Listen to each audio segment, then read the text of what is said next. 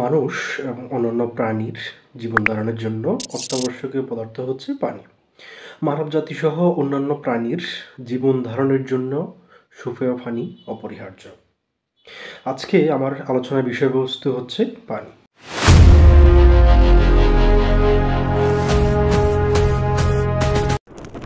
গত কয়েক দশকে পৃথিবীর প্রায় সকল প্রান্তেই সুপেয় পানির সরবরাহ বৃদ্ধি পেয়েছে।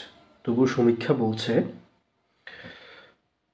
প্রায় ১০০ কোটি মানুষ নিরাপদ পানি ও প্রায় ২৫০ কোটি মানুষ স্বাস্থ্যসম্মত শৌচাগার থেকে বঞ্চিত। পর্যবেক্ষকরা বলছে বা অনুমান করছেন যে ২০২৫ সালের মধ্যে বিশ্বের জনসংখ্যার অর্ধেকের বেশি পানি সংক্রান্ত সংকটের সম্মুখীন হবে। গবেষণায় বলছে ২০৩০ সালের মধ্যে কয়েকটি উন্নয়নশীল অঞ্চলে যোগানের তুলনায় পানির চাহিদা ৫০% ছাড়িয়ে যাবে। চলুন বাংলাদেশের পানি অবস্থার দিকে একটু নজর দেওয়া যাক।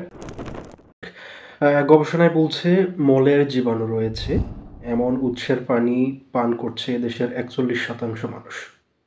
শহরাঞ্চলে যে পানি খাওয়া হয় তার ১/৩ উচ্চমাত্রার ইকোলাই ব্যাকটেরিয়ায় থাকে, যা ডায়রিয়ার প্রধান একটি কারণ। নিরাপদ পানি পান করে মাত্র ৩৪.৬% মানুষ।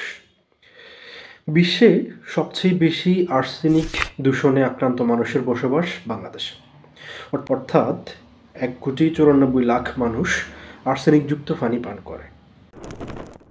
বিশুদ্ধ পানির উৎসসমূহ জেনে নেওয়া যাক।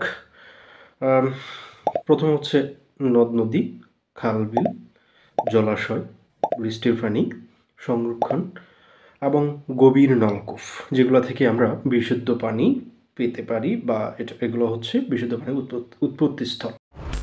সরকার বিশুদ্ধ পানি সংরক্ষণে প্রয়োজনীয় ব্যবস্থা নেবেন এবং হচ্ছে যে গভীর নলকূপ স্থাপনে মানুষকে উৎসাহ দিবেন এবং জনমনে জনসচেতনতা তৈরি করার জন্য প্রয়োজনীয় পদক্ষেপ নেবেন এবং হচ্ছে আমরা নিজেরাও সচেতন হই, গভীর নলকূপ স্থাপনে, আর্সেনিক মুক্ত গভীর নলকূপ স্থাপনে উদ্বুদ্ধ হই।